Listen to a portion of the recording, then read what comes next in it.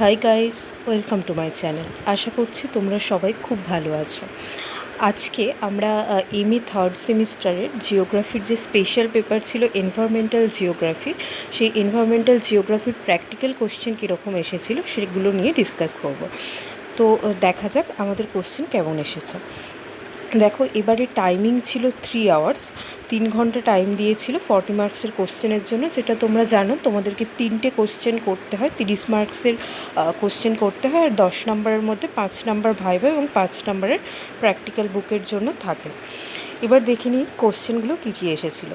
প্রথম কোশ্চেনটা দেখো, প্রথম কোশ্চেনটা ডাম্পি লেভেলের উপরে কোশ্চেন পড়েছে, যেখানে দেখো তোমাদের খুব বেশি যে কঠিন বা ট্রিকি কোশ্চেন দিয়েছে সেটা কিন্তু নয়।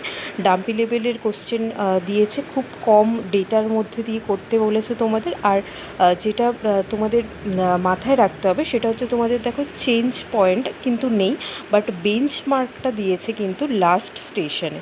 তো সেটা তোমরা কিভাবে করবে প্রসেসটা, এটা কিন্তু মাথায় রেখে করবে।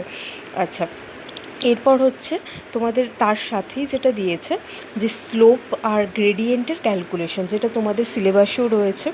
তো স্লোপের ক্যালকুলেশনটা তোমাদের তার সাথে দেখাতে হবে এবং গ্রেডিয়েন্ট বার করার ক্যালকুলেশনটা তার সাথে তোমাদের দেখাতে হবে। তো এই কোশ্চেনটা খুবই ইজি পড়েছে বলে আমার মনে হয়।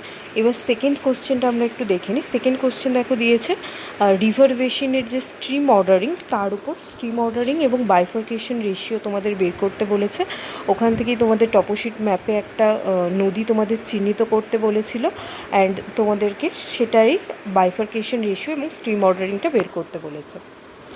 এটাও এগেইন খুব সহজ কোশ্চেনই দিয়েছে। এবার থার্ড কোশ্চেনটা দেখো, prepare a questionnaires on environmental problem induced by a tropical cyclone in a coastal village.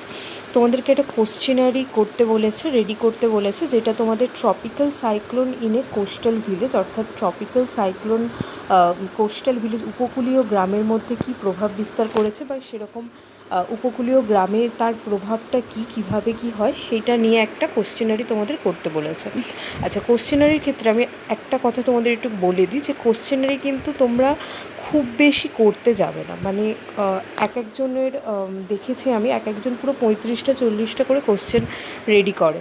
তো এটা তোমরা করতে যাবে না, কারণ দেখো কোশ্চেনারির যে শর্ত, যে কোশ্চেনারির যে বৈশিষ্ট্য, সেখানেই তোমরা বইয়েতে পড়লেই বুঝতে পারবে যে সেখানে খুব ভালোভাবে বলা আছে যে কোশ্চেনারি যখনই আমরা রেডি করব সেটা খুব সহজ সরল ভাষায় করতে হবে, এবং দ্য মোস্ট ইম্পর্টেন্ট যে উত্তরদাতা যেন কোনো রকমভাবে মানে তার যেন এটা না মনে হয় যে এটা সময় অপচয় হচ্ছে। তো উত্তরদাতার সময়ের ব্যাপারটা গুরুত্ব দিয়ে কিন্তু আমাদের কোশ্চেনারি করা দরকার।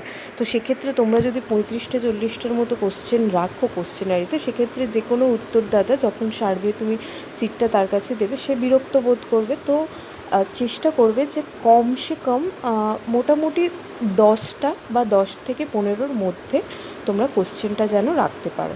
তো এটা তোমাদের 10 মার্কসেরই ছিল, এখানে কোনো মার্ক ডিস্ট্রিবিউট করা হয়নি। বাকিগুলোতে মার্ক ডিস্ট্রিবিউট করা রয়েছে, দেখো 352 এবং এখানে রয়েছে দেখো 343। মোটামুটি কোশ্চেনটা দেখে আমার যা মনে হচ্ছে খুবই ইজি কোশ্চেন পড়েছে, তোমরা ভালোভাবে পড়াশোনা করতে পারবে। তো আশা করছি তোমরা খুব মন দিয়ে পড়াশোনা করছো আর ভিডিওগুলো দেখতে থাকো। Thank you so much, tata.